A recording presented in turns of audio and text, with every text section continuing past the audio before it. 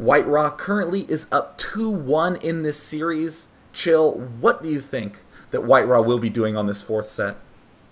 Well, I don't even want to call it at this point. I mean, it's so hard to tell. Usually, players here favoring opening up their rocks and expanding on the high ground is just so safe. Yeah, yeah, And yeah. and then Protoss usually wants to get the range upgraded Colossi out as they can abuse ramps everywhere on this map. I also love this map. It's very technical with those cliffs everywhere. But I would really think that he would want to just get 3 gates out, get maybe a few immortals out, move towards an expansion and colossi. I think it's going to be interesting to see how they spawn yet again. If you spawn vertically, it kind of takes the gold expansion out of play, and the play becomes very linear. You can expand Definitely. through your backdoor rocks and expand to the other corners, which becomes a little interesting. If you spawn cross positions or horizontal positions, then it's basically just a straight line of expansions up and down as you move towards the gold, then break down the rocks and basically take your entire side of the map. So I think that's going to dictate what they do largely in this set. Yeah, that's one thing that I absolutely love about this map, is that not only are there tons of tactics that you can abuse with all the cliffs, but the expanding patterns are super cool. The way that players will sometimes take their natural at their front and skip their backdoor in favor of the gold. Sometimes players Yeah. favor getting the backdoor and then the gold, or the backdoor and then the natural. There's just so much variety. So without any further ado, let us pop directly into Game 4 between WhiteRa and TheLittleOne. WhiteRa currently up 2-1 in the fourth place match of the Altitude Team Liquid Invitational. So the game is just about ready to load. And once it gets started, I will let Chill know, so that way we can have a nice syncaroo. We do have WhiteRa spawning in the top left as the orange Protoss, and in the bottom right we do have TheLittleOne spawning as the purple Terran. So it is cross positions at this point. Looks like TheLittleOne has been choosing predominantly Terran in this entire tournament. So what do you think is a good opening for Terran, especially considering these cross spots? I always like playing mech on this map. Actually, I Ooh, find there's a lot of funneling positions. that's Yeah, interesting. um, because I really like to abuse the terrain on any map I play. So I find if you can get onto your opponent's high ground, break the rocks down from the other side, get tanks up there, Vikings to shoot down Colossi, I find that's unbelievably annoying for a Protoss player to deal with, and that is my favorite style of play. So I like to see that, but I see a lot of players favoring a very Marauder-heavy style, not really getting too many tanks on this. So, I mean, I like to use tanks, I like to use mech here, but I don't want to bet that we're going to see that. Well, something that is really nice about those Marauders is the fact that this entrance is much wider than the other maps that generally have a very thin ramp. And it's all low ground. There's no high ground, low ground going from middle of the map to main. So the Marauders have much easier time microing and kiting against stalkers, picking off zealots. They don't have to worry about sentries force fielding and cutting the marauder groups in half. So marauder openings very popular on this map. We do have TheLittleOne getting his barracks up and a refinery going down as well.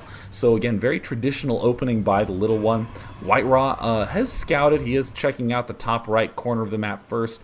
But otherwise, everything is nice and normal. No sort of 3-gating action going on, much to my dismay.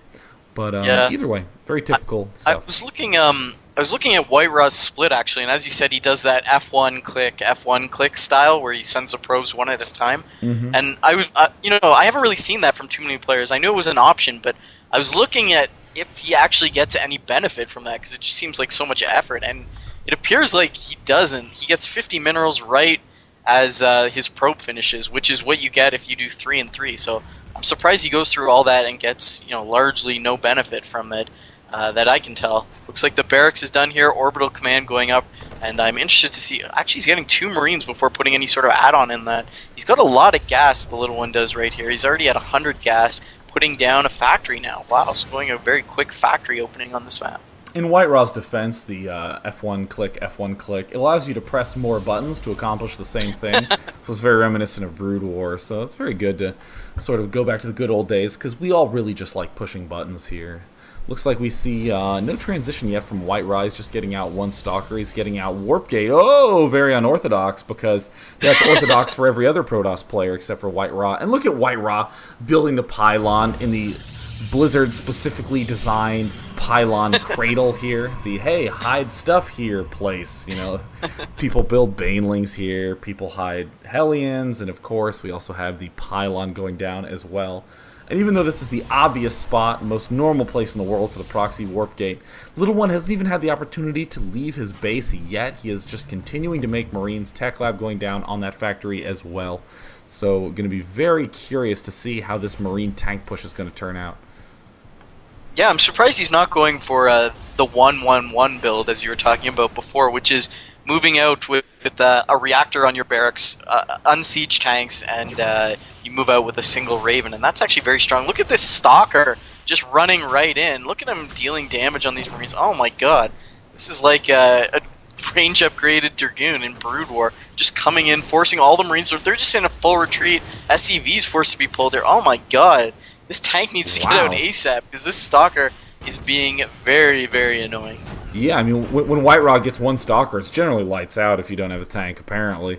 But unfortunately, the tank does finish, so Little One will have to do a nice little push here, and WhiteRa will be retreating. But again, oh my god, Stalker's being warped in at this right pylon. Ooh, I don't know if this is going to work out. Look, the Little One's going cross-map. There is just two Stalkers here, and tanks do so much damage to armored units unsieged. They actually deal damage unsieged to an armored unit faster than they do when in siege mode. Just incredible damage output. One Stalker pops right away. And oh, look at this. Stalker's counterattacking into the main. The Little One trying to build a bunker. A tank is nowhere near finished in the main. It looks like this push, this FD style push by the Little One, needs to do tons of damage right away. Oh my god. Ghost Academy going down for Little One. Huge blunder trying to get that Ghost Academy up. She does not have the resources to support that, and the Little One is in a full-out retreat with this FD push. Looks like he will try to take out this Stalker, but this is an ugly position to be in for Little One. Yeah, actually, this tank that's just going to complete now in the main base of the Little One was supply blocked for quite some time when those Stalkers moved in. And the surround in the middle. He has units coming from both sides. See you later, Marines, and no more tank. And of course, now I will pass the mic back to you, Chill. Oh, that's so great. And what I love about this proxy pylon is a lot of people make warp gates and then put the proxy pylon down, but WhiteRa did it ahead of time, so it's already ready when he's got the warp gates, and now he's just streaming in reinforcements. So many Stalkers in here. The Little One has a bunker, an empty bunker actually, just a single tank. Oh my god, he's probably not going to be able to hold this off. The Zealots are going to be able to rush right in there. WhiteRa being very careful, keeping his units alive conservatively, trying to pick off when the second tank comes out. Second tank about to go out. Marauder jumping in the bunker, so that's going to help him a lot. Here comes the tank.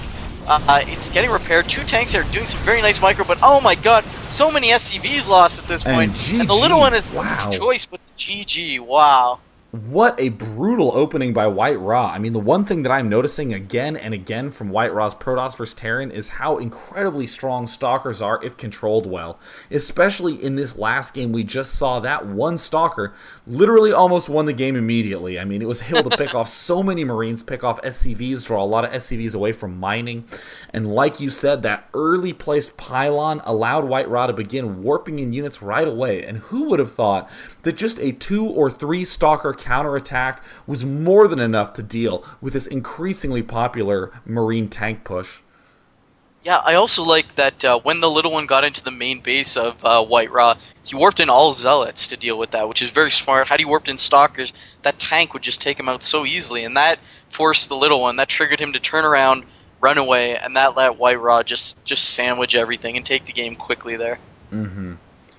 I mean, just phenomenal play in that series by WhiteRa. He is our third place winner for today, so he will earn himself $200 US, which of course, given the exchange rate, translates to probably 5 or 10 euros. So big props to him.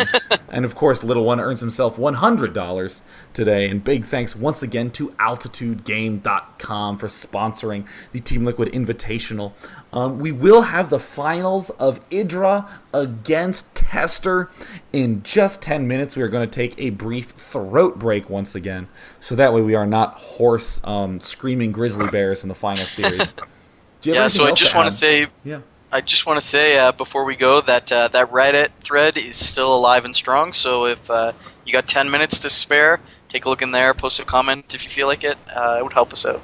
And now time to give us 10 minutes to spare. So we will see you in just 10 minutes. We will be back with a little bit more Idra versus Tester action in the finals of the Altitude.com Team Liquid Invitational. Or AltitudeGame.com Team Liquid Invitational. Be back in a bit.